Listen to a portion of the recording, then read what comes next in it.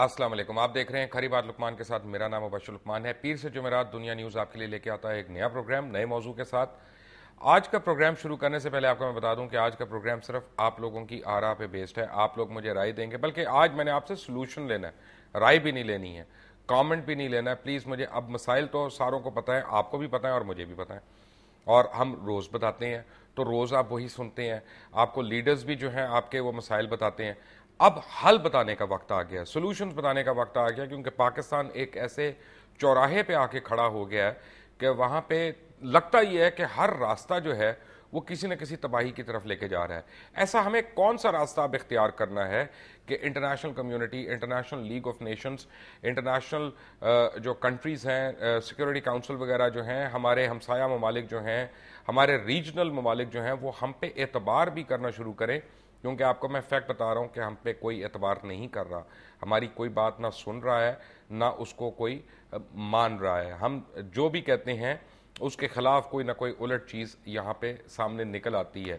मसलन आपको मैं एक दो बातें बताना शुरू करूँ इससे पहले कि मैं आपकी कॉल्स लेना शुरू कर दूंगा, कि मेरी पिछले एक दो दिन के अंदर मुलाकात हुई हाफिज़ सईद साहब से। हाफिज़ सईद साहब, जिनका नाम जमात दावा और लश्कर तैयबा से जोड़ा जाता है, उन्होंने मुझे बड़ी हैरान कुन बात बताई कि लश्कर तैयबा से उनका कोई ताल्लुक ही नहीं है, और सिरे से कोई ताल्लुक नहीं है। यह एक खालिसतन कश्मीरी जमात है, जो कश्मीर के अंदर जितनी 7 जमातें, जो कुल 7 जमातें रजिस्टर्ड हैं, उनमें से एक है। उन्होंने इसके सरबराह का भी नाम बताया, जो कोई और साहब हैं, उसमें दीगर मुंतज़मीन जो हैं वो कोई और साहब हैं। मैंने उनसे अजमल कसाब के बारे में दो टोक सवाल किए। मैंने कहा उसमें उनसे कि बम्बई में जो हुआ इसके मतलब आप क्या कहते हैं कि इंडियन गवर्नमेंट का ये कहना है कि लश्कर तैयबा ना सिर्फ उसमें शामिल थी, बल्कि हाफिज़ सईद साहब की उसको पुश पहनाई थी, और ये है कि आप लोग उसके डायरेक्ट जिम्मेदार हैं। तो हाफिज़ साहब ने बड़ी एक दो टोक बात की। उन्होंने कहा कैसा करें, शवाहिद ले आएँ, और दुनिया की किसी भी ऐसी अदालत में जो ना पाकिस्तान ना हिंदुस्तान के इन्फ्लुएंस में हो, किसी एक न्यूट्रल अदालत में आके वो शवाहिद दें, और फिर मैं उनका दिफा करता हूँ। और मैं बिल्कुल कन्विंस्ड हूँ उनकी इस बात से, क्योंकि जब उन्होंने ये बात की तो इंसान को नज़र आ रहा होता है, बॉडी लैंग्वेज भी नज़र आ रही होती है, सब कुछ आप एवेल्युएट कर रहे होते हैं। इंतहाई हलीम तबा शख्स हैं, इंतहाई हलीम तबा शख्स हैं, और नर्म गुफ्तार, और यानी बड़ी प्यार से आराम से बात करने वाले हैं। और उनके साथ जितनी भी स्टोरीज मंसूब हुई वो एक दफ़ा देख के बड़ी हैरानी होती है। हाफिज़ सईद साहब का एक कहना था, उन्होंने कहा कि बात यह है और हकीकत है कि उसामा बिन लादेन से जितनी भी मंसूब कई चीज़ें हैं, 9/11 है या कोई और मंसूबा है, उसके हमारे पास शवाहिद क्या हैं कि वाकई उसामा बिन लादेन ने यह कोई गुनाह किया या किसी को मारा या किसी को इस तरह से किया। लेकिन वही है जो हमें पहले गैर मुल्की मीडिया ने बताया, और फिर हमारा मुल्क का मीडिया जो है वो उसको प्रचार करी जा रहा है। और उन्होंने कहा कि मुझे लगता है कि मैं भी बिन लादेन की तरह का एक विक्टिम हूं, कि मुझे सफाई का मौका नहीं दिया जाता, मेरी बात कोई सुनता नहीं है, और मैं अगर मस्जिद में बैठ कर दरस व तदरीस का भी काम कर रहा हूं तो उसको कोई किसी न किसी टेररिस्ट एक्टिविटी को या किसी न किसी ऑर्गेनाइजेशन को मुझसे या मेरी जमात से मंसूब कर दिया जाता है। सवाल ये पैदा होता है कि हम पाकिस्तानी जो भी करते हैं या जो भी कहते हैं, बाहर वाले हमारी बात क्यों नहीं मानते? क्या हमारा मीडिया सिर्फ जब नेगेटिव बातें दिखाता है या नेगेटिव चीज़ें करता है तो वो तो फौरी तौर पे पिक हो जाती हैं, चाहे वो अमेरिका का अखबार हो, चाहे वो बरतानिया का कोई चैनल हो, या वो मिडल ईस्ट का कोई जरीदा हो, वो फौरन पिक कर लेता है। लेकिन जब हम कोई सही बात या पॉजिटिव बात कर रहे होते हैं अपने मुल्क के बारे में, तो उसको क्यों कोई नहीं दिखाता? एक तो वजह यह है कि हम खुद भी नहीं दिखाते, हम खुद कितनी पॉजिटिव बातें करते हैं। मसलन आज तक हम दुनिया को ये नहीं बता सके कि 30,000 से जायद पाकिस्तानियों ने जाम शहादत नोश किया है इस वॉर ऑन टेरर पे। 30,000 से ज़्यादा पाकिस्तानियों ने जाम शहादत नोश किया है, जिनमें ना सिर्फ सिक्योरिटी एहलकार हैं, ना सिर्फ फौजी ये जवान उसमें और अफसर शामिल हैं, बल्कि उसमें मासूम निहत्ते बहन भाई बच्चे और बूढ़े वालदैन, ये सब शामिल हैं। कई ऐसी इबादत गाहें हैं जिनके ऊपर हमले हुए हैं, कई ऐसी दर्स गाहें हैं जिनको बमों से उड़ा दिया गया है। हम एक्चुअली खुद सबसे बड़े विक्टिम्स हैं। अगर आप देखें पूरी दुनिया में वॉर ऑन टेरर का अगर कोई विक्टिम है तो पाकिस्तान से बड़ा कोई नहीं है, ना इक्तसादी तौर पे, ना मुआशी तौर पे, ना माली तौर पे, और ना ही इंसानी जान के तौर पे। यानी सबसे ज़्यादा नुकसान भी हमें हुआ है और आज तक हो रहा है। होता यह है कि अब एक बम धमाका हुआ तो आपके और मेरे लिए सिर्फ आदाद और शुमार उसमें काउंट होते हैं कि आज 19 अफराद या आज 12 अफराद या आज 23 अफराद, और उन नंबर से हम लोग गेज करते हैं कि जी कितनी बड़ी एक्टिविटी है। और ये कितने दुख की बात है कि हम इतने बेहिस हो गए हैं कि एक इंसानी जान का ज़िया भी वो हमें बड़ा कम लगता है। कराची के हालात अगर आप ले लें तो वहाँ पे न जाने कब से टारगेट किलिंग हो रही है, बेगुनाह निहत्ते शहरी उनको निशाना बनाया जा रहा है, उनको मारा जा रहा है दिन दहाड़े, लेकिन ना कोई सुनवाई है, ना कोई उनकी उनकी दादो फरियाद है घर वालों की कहीं पे, ना कानून का कहीं वहाँ पे निफाज नजर आता है, ना इंसाफ वहाँ पे किसी को मिल रहा है। इस सारी चीज का जिम्मेदार कौन है? एक हम अमेरिका के ऊपर ब्लेम डाल सकते हैं, डालते रहे, सबसे आसान काम है। हम हर बुराई का उनको हम उनके ऊपर डाल देते हैं। हम इंडिया के ऊपर भी डाल सकते हैं, हम अफगानिस्तान के ऊपर भी डाल सकते हैं, लेकिन सच्ची बात तो ये है कि मेरे घर में उसी वक्त कोई दाखिल होगा ना कि अगर मैंने दरवाज़ा खोला हो या किसी ने उसके लिए गेट खोला हो या उसको इजाज़त दी हो अंदर आने की, बगैर मेरी इजाज़त के तो कोई अंदर आता नहीं है। अब चाहे वो लीगली आया या इलीगली आया, लेकिन कहीं ना कहीं तो मुझसे भी कोताही हुई है। दूसरी बात यह है कि हमें बड़ा अपने ऊपर जोम है कि हम बड़ी कोई पाए की मुसलमान कौम है और हम जो है हर एक को अपने से हकीर समझते हैं, हर एक को अपने से कमतर समझते हैं। लेकिन ये भी तो एक सही बात है कि रमज़ान के महीने में रोज़े रख के अफ्तारी के अंदर मिलावट हम ही करते हैं। जान बचाने वाली अद्वियात जो हैं उनके अंदर मिलावट हम लोग ही करते हैं। ये भी सही है कि हम झूठ बोलते हैं, हम फरेब देते हैं, हम मक्कारी करते हैं, हम अपनों का ही गला काटते हैं। और ये भी सच है कि बैरून ममालिक पाकिस्तानी जो हैं उनको किसी दुश्मन की ज़रूरत नहीं, वो खुद एक दूसरे की टांगें जो हैं वो खींच रहे होते हैं।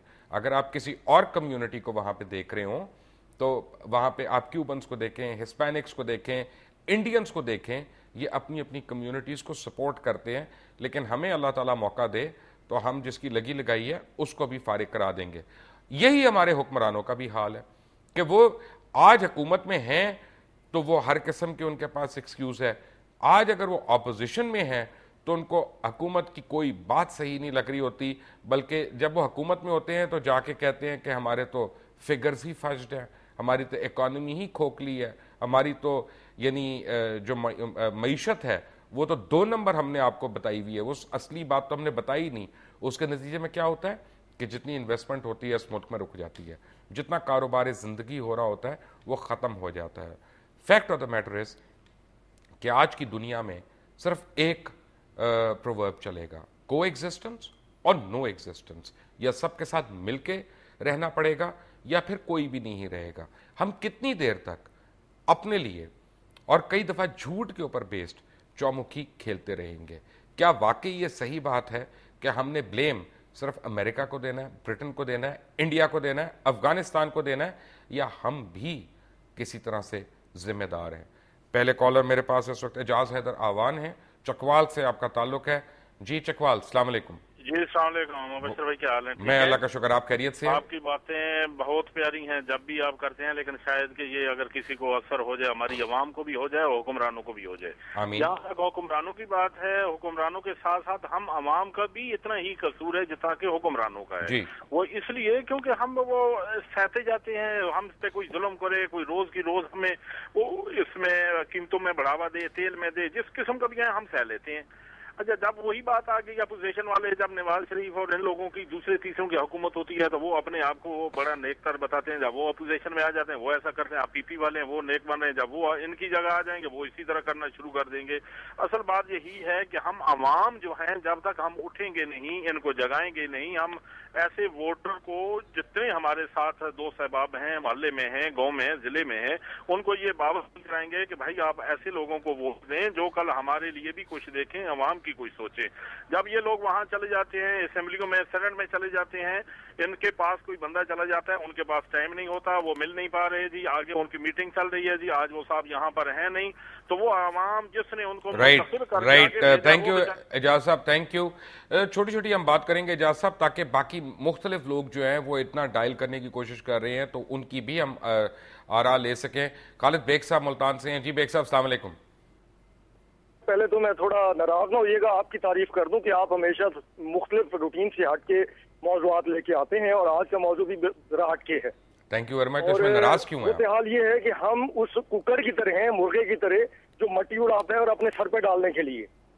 आप इसी सूरत हाल को देख लीजिए, ये जो इस वक्त 2 मई के ऑपरेशन की वजह से हम इंक्वायरी के ऊपर बगले मचा रहे हैं कि इंक्वायरी हो रही है। खुदा के लिए अपनी कौम को बताइए कि पूरी दुनिया शिकरों की तरह इंतजार करेगी उस इंक्वायरी रिपोर्ट के नताइज पे, और वो हमेशा जहां भी दुनिया में इस तरह का वाकया हुआ है उसमें इंक्वायरी के ऊपर जिम्मेदारी जो है वो शिफ्ट नहीं की गई। हाँ, तजवीज दी गई है कि इसका बंदोबस्त इस तरीके से किया जाए, और अगर हमारे इंक्वायरी करने वालों ने जरा भी 1% भी रिस्पॉन्सिबिलिटी फिक्स कर दी तो आप देख लीजिएगा कि इंटरनेशनल लॉ जो है इसके बारे में क्या कहते हैं। आप खुदा के लिए जो इंटरनेशनल लॉ के एक्सपर्ट हैं उनको बुलाइए और इसके ऊपर एक प्रोग्राम जरूर कीजिए। राइट, बेग साहब, thank you very much for being with us.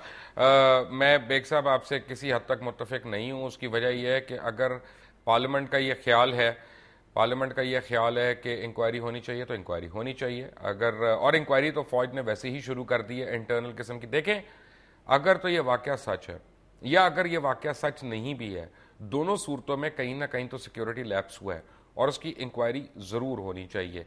और अगर उस पर कोई कोताही है या कोई गफलत है तो वो जरूर मंजर आम पे आनी चाहिए, क्योंकि अगर आज हम आंखें बंद करके बैठ जाएंगे तो ये वाकया रोज रोज हो सकता है। इस प्रोग्राम का मकसद भी यही है कि किस तरह हम एक सोल्यूशन, क्या है पूरी कौम में 17 करोड़ अवाम में कोई शख्स आज सोल्यूशन देगा कि अगर हम यूं करेंगे तो हम शायद हमारी बचत हो, शायद हम सुरखरू हो, शायद हमें कोई झूठा ना कहे, शायद हमें कोई जो है वो रियाकारी या हिपोक्रेसी का शिकार ना करे। अजरुल हक हैं इस वक्त एक कॉलर ऑनलाइन। जी अस्सलाम वालेकुम। वालेकुम सलाम। मुबशर कैसे हैं? जी अल्लाह का शुक्र।